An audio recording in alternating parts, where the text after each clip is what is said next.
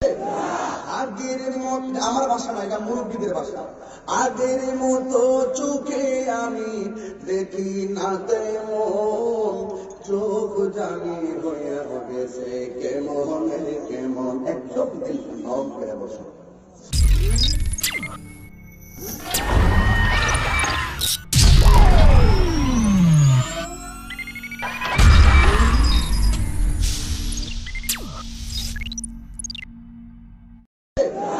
আগের মতো আমার ভাষা না, এটা মুরব্বীদের ভাষা।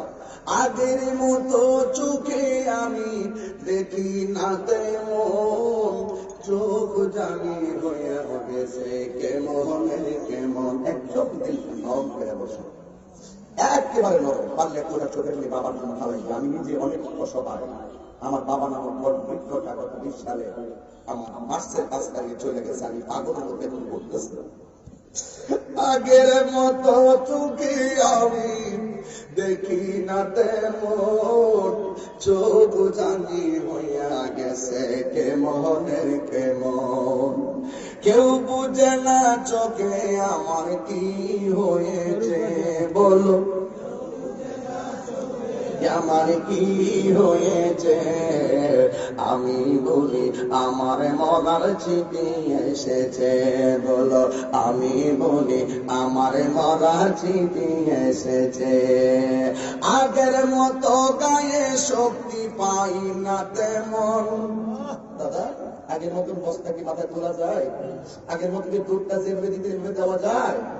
আগের মতো গায়ে শক্তি পাই না তেমন, শরীর জানে হইয়া গেছে কেমনের কেমন।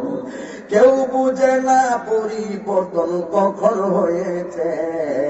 আমি বলি আমার মরার চিঠি এসেছে, বলো আমি বলি আমার মরার চিঠি এসেছে।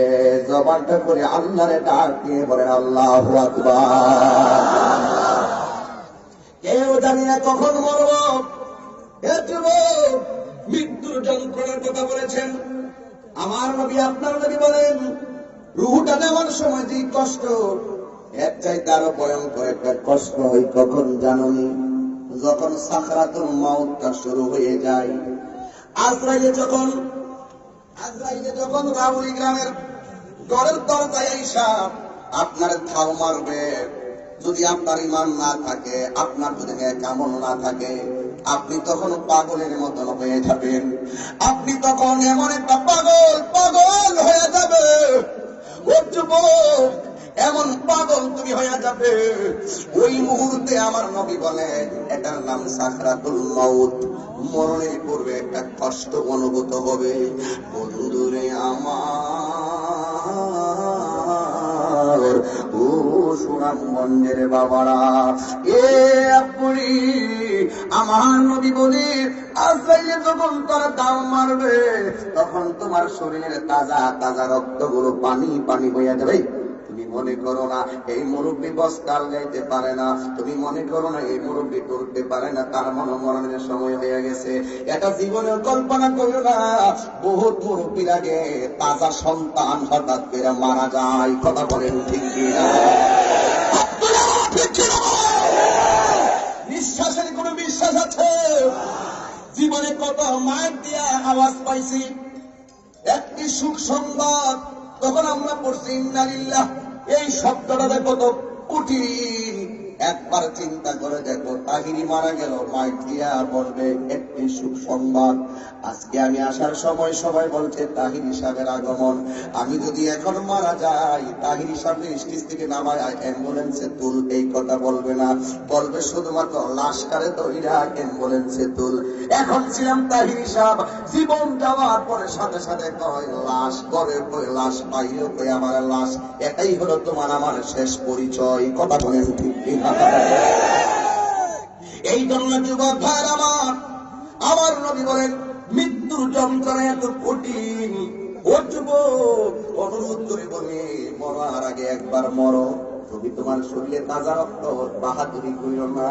তোমাকে মরণের ঘাটে যারা যায় তারা জানে মরণটা কেমন কঠিন।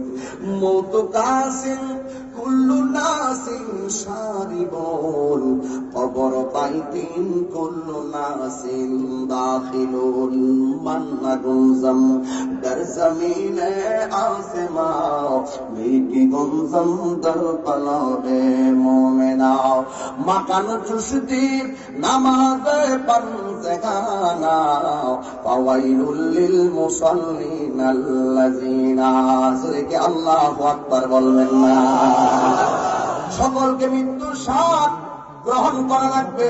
বাবা জান আপনার আব্বা তো মনে আছে, ও তো মানুষের চেহারা থেকে আমার আব্বার মতো লাগে না। কবরে নামায়া বাবার দাড়িগুলোরে দূরে আসছিলাম, আর ধরতে পারি না। এই যুবক তুই প্রস্তুত হইয়া যা, কবরে যাওয়ার আগে আল্লাহর গোলামি করো, নবীর মহব্বত রাখো।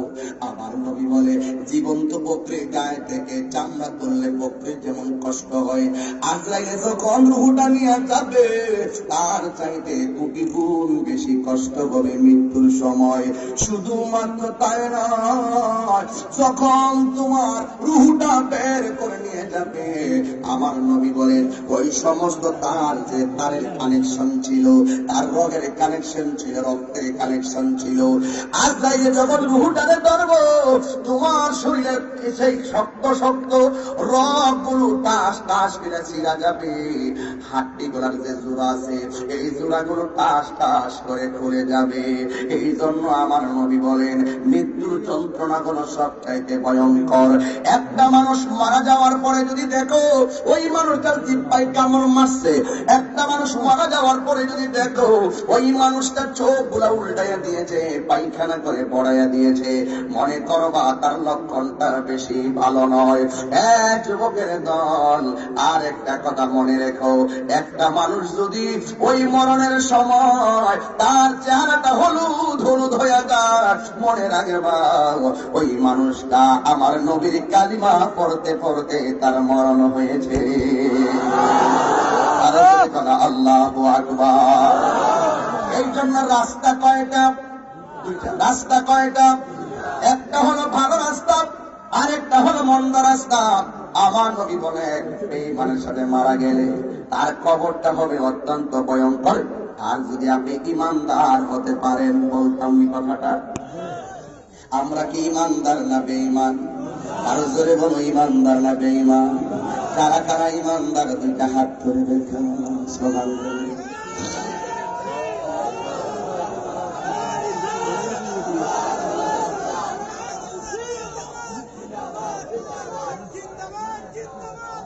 সকলে বলি আল্লাহু আকবার। আমি স্লোগান দিলে আওয়াজটা সবার কানে পৌঁছবে, আর চতুর্দিকে স্লোগান দিলে সবার আওয়াজ পৌঁছবে না। সবাই বলে নারে তাকবীর, নারে রিসালাত, আহলুস সুন্নাত ওয়াল জামাত, নারে গাউসিয়া। আল্লাহু আকবার। জবান খুলে বলুন আমরা কি ইমানদার না বেঈমান? কারা কারা বেঈমান হাত তুলে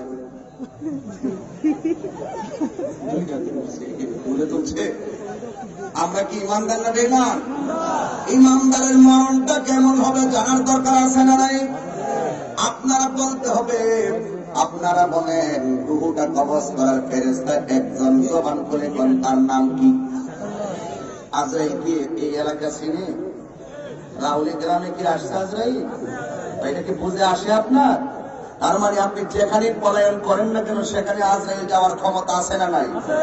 একদম মাটির নিচে যায় রাজপ্রাসাদ বানাইলেও সেখানে আজরাইল যাবে কি যাবে না? তো যদি আপনি ইমানদার হতে পারেন, দেখেন ইমানদারের পাওয়ারটা কত। কেন বলছি ইমানটা বড় সম্পদ? টাকার দাম বেশি না ইমানের দাম বেশি? আমার দেশের মানুষ অনেক সময় ইমান বিক্রি করে দেয়, আছে না নাই বলেন? ইমান বিক্রি করে দেয় টাকার কাছে। ইমানের দাম বেশি না সম্পদের দাম বেশি? ইমানদারের কাছে আজরাইলে যখন আসবে, আজরাইলে এসে ইমানদারের পায়ের কাছে বসবে না, ডান পাশেও বসবে না। আমি বারা ইবনে আযিব রাদিয়াল্লাহু তাআলা আনহু যে হাদিসটা, আমি ওই দিন গত 15-16 দিন আগে তাহাজ্জুদ নামাজের পরে এই হাদিসটা পড়েছিলাম, এই হাদিসটা এখন এটা পড়তেছি। ওই আজরাইলে ইমানদারের পায়ের কাছে বসবে না মরণের সময়, বুকের বরাবর বসবে না, ডান পাশে বসবে না, বাম পাশে বসবে না। আজরাইলে গিয়ে বসবে ইমানদারের মাথাটার পাশে, মাথার কাছে বসবে। বসার পরে ইমানদারের মাথার মধ্যে আজরাইলের নুরানি আঙ্গুল দিয়ে এইভাবে চিরুনির মতন আশ্রাবে। কেমন লাগে আশ্রানোটা? নাতি যদি নানার মাথার চুলগুলো আশ্রাই দিয়ে কেমন লাগে বাবা? একটু শান্তি শান্তি লাগে। আজরাইল এইভাবে ইমানদারের মাথার চুলগুলোকে আশ্রয় দিবে। ইমানদার তখন একটা ঘুম ঘুম অসুস্থ থাকলে এটা ভুলে যাবে, এবং সে কষ্ট থাকলে তার কষ্ট ভুলে যাবে, কারণ আজরাইল তাকে ভুলাইয়া দিবে। যেখানে আল্লাহু আকবার। এবার যখন আঙ্গুল দিয়ে এরকম করবে, হঠাৎ করে এক পর্যায়ে আজরাইলে বলবে, এ আল্লাহর বান্দা, একটু পরে তোমার রূহটা আমি নিয়ে যাব। ইমানদার বলবে অনেক কষ্টের এবং অনেক সুখের কথা। ইমানদার বলবে, ও আজরাইল, আর দেরি করো না গো, আর দেরি করো না, আমার রূহটারে তাড়াতাড়ি নিয়ে যাও, কারণ এই দুনিয়া আমার ভালো লাগে না। কারণ ইমানদারের জন্য দুনিয়াটা কোনো একটা জেলখানা। কথা বলেন ঠিক কিনা? ইমানদারের জন্য দুনিয়াটা একটা জেলখানা। ইমানদার বলবে, আজরাইল, ও আজরাইল, তাড়াতাড়ি রূহটারে নিয়ে যাও, কারণ আমার যিনি বানাইছে ওই মনিবের দেখার জন্য আমার মনটা পাগল পাগল হইয়া রয়েছে। এটা হলো ইমানদারের ভাষা। তখন আমার আল্লাহ রাব্বুল আলামিন একটা ফেরেশতাকে পাঠাবে। ও ফেরেশতা আজরাইলে তার রূহ কবজ করবে, তুমি তাড়াতাড়ি যাও এলাকায়। তাইয়া ইমানদারের মাথার পাশে আজরাইল বসেছে, কিন্তু তুমি ইমানদারের দুইটা চোখের মাঝখানে গিয়ে বসবে। জোরে কি সুবহানাল্লাহ বলবেন না? ইমানদারের দুইটা চোখের মাঝখানে বসবে। খবরটা সাধারণ খবর না, খুব কঠিন একটা খবর। আজরাইলে বসবে মাথার পাশে, আর আল্লাহ যেই ফেরেশতাটা পাঠাবে ওই ফেরেশতাটা বসবে ইমানদারের দুইটা চোখের মাঝখানে। কিন্তু ওই ফেরেশতাটা দুইটা জিনিস নিয়ে আসবে, একটা হলো সাদা একটা কাপড়, আর একটা হলো আতরের বোতল। আল্লাহ ডাক দিয়া বলবে, ও ফেরেশতা, ওই আতরটা সাদা কাপড়ের মধ্যে দে, দিয়া এমন একটা সুগন্ধি বানা, আমার প্রেমিক যেন ওই সুগন্ধিটা নিতে নিতে আজরাইলের রূহ কবজ করব। সন্তান যেমন করে মায়ের স্তন থেকে দুধ পান করে করে ঘুমাইয়া যায়, আমার আজরাইলে যখন ইমানদার রূহটা কবজ করবে, ইমানদার যেন এমন ভাবে ঘুমাইয়া যায় মরণের কষ্টের টের যেন না পায়। যদি কি আল্লাহু আকবার বলবেন? এই হলো ইমানদারের কন্ডিশন। এখন বলবেন, হুজুর, ওই ফেরেশতাদের সাদা কাপড় আনবে, কাপড়ের মার্কেটটার নাম কি? কাপড়ের মার্কেটের নাম সুনামগঞ্জের মার্কেট না, সাধকের মার্কেট না। ওই ফেরেশতারা যে কাগজটা আনবেন, ওই কাপড়টা আনবেন, ওই কাপড়ের যে মার্কেট, ওই মার্কেটের নাম হলো জান্নাতুল ফেরদাউস। জোরে জোরে কোন আল্লাহু আকবার। এবার ইমানদার সেই মাত্র কেন আল্লাহ ওই কাপড় দিয়া পাঠাবে, তার কারণ আছে। আল্লাহ ডাক দিয়া বলবে, ফেরেশতারি, ও ফেরেশতা, আজরাইলে যখন ইমানদারের রূহটা কবজ করবে, রূহটারে তুই কাপড়ের ভিতরে পেঁচ দিবি, কাপড়ের ভিতরে কাপড়ের মতন রূহটারে বাইন্ডিং করবি। দুনিয়ার মানুষ এখন দেনাউনিয়া যদি মারা যায়, তার পাতার থেকে কাপড়ের কাপড় আনার জন্য কেউ রেডি হইয়া যাইতেছে, আতরুল বানানোর জন্য রেডি হইয়া যাইতেছে, 1500 টাকার সরঞ্জামানি দিয়ে তার চিরদিনের জন্য বিদায় করে দিব। ঠিক এমন ভাবে এই এলাকার ইমানদার যদি মারা যায়, দুনিয়ার মানুষ বাজার থেকে কাপড়ে কিনে আনবে, আর আমার আল্লাহ ইমানদারের রূহটারে বাইন্ডিং করার জন্য জান্নাত থেকে সাদা কাপড় পাঠাইয়া দিবে। ইমানদারের রূহটা কবজ হয়ে গেল, ওই মুহূর্তে ইমানদারের রূহটারে উপরের দিকে উঠাইয়া নিয়ে যাবে, আর এলাকার জমিনের তার মরা লাশটাকে বাইন্ডিং করার জন্য দুনিয়ার কাপড় রেডি হইয়া যাবে। দুনিয়ার কাপড় যাচ্ছে কবর, দুনিয়ার লাশ যাচ্ছে কবরের দিকে, আর ইমানদারের রূহটা যাচ্ছে উপরের দিকে। এবার ফেরেশতারা উপরের দিকে রূহটা নিয়ে যাবে, ওই ফেরেশতাদের প্রথম মন্দিরে যাবে। ফেরেশতাদের প্রথম মন্দিরে যাওয়ার পর ওই মুহূর্তে ফেরেশতারা ডাক দিয়া বলবে, কে তুমি?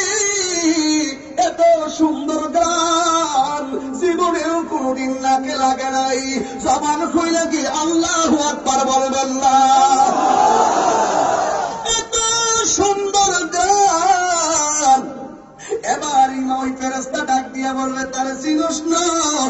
এত রাউলি গ্রামের ইমানদার, এত সুনামগঞ্জের ইমানদার, এত আমার ব্রাহ্মণবাড়িয়ার ইমানদার, এত বাংলাদেশের ইমানদার, সাথে সাথে বলবে এর চিনস না, এত এমন দেশের ইমানদার রুহু, এই রুহুটারে চিনস না, এই রুহুটারে আমার আল্লাহ এই বাইন্ডিং করে উপরে নেওয়ার জন্য বলছে। যেই মাত্র ওই ফেরেশতাদের মঞ্জিলের ফেরেশতাগুলো শুনবে ইমানদারের রুহু, এরা দেরি নাই, কোটি কোটি ফেরেশতা ইমানদাররা ইমানি সালাম দিয়া দিবে। আল্লাহু আকবার বলেন। এই জন্য ইমানদারের দাম আছে না নাই? এই জন্য যুবক ইমানদারের উপরে এবার প্রথম আকাশে নিয়ে যাবে, প্রথম আকাশের ফেরেশতারা সালাম দিবে, দ্বিতীয় আকাশে নিয়ে যাবে, দ্বিতীয় আকাশের ফেরেশতারা সালাম দেয়, তৃতীয় আকাশের ফেরেশতারা সালাম দিবে, তৃতীয় আকাশে নিয়ে যাবে, তৃতীয় আকাশের ফেরেশতা সালাম দিবে, চতুর্থ পঞ্চম ষষ্ঠ সপ্তম সব আসমানের ফেরেশতারা ইমানদারের সালাম দিবে।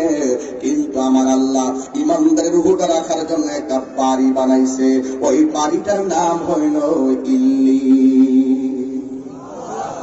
বেঈমানদারের সিজ্জিনে ইমানদার যাবে ইল্লিনে, যেই মাত্র ইমানদার ইল্লিনের মধ্যে নিয়ে রাখা হবে ইমানদারের রূহটা, আর এই দিক দিয়ে তার লাশটারে কবরের মধ্যে নামায়া দিয়ে আসবে। আল্লাহ ডাক দিয়া বলবে ফেরেশতারা গো তাড়াতাড়ি যাও, আমার ইমানদারের বডিটা এখন কবরে নামায়া দিছে। এই যে আমি পড়েছিলাম, আমি যে পড়েছিলাম সুম্মা ইউমিতুকুম সুম্মা ইউহয়িকুম, আমি আল্লাহ মোহন দিব আবার তোমাদেরকে জীবন দিব। কবরের ভিতরে যাওয়ার পরে আমার আল্লাহ ডাক দিয়া বলবে তাড়াতাড়ি রূহটারে লইয়া কবরের ভিতরে যা, যাইয়া ইমানদারের বডির ভিতরে আবার পুনরায় রূহটা ঢুকাইয়া দিয়ে আসো।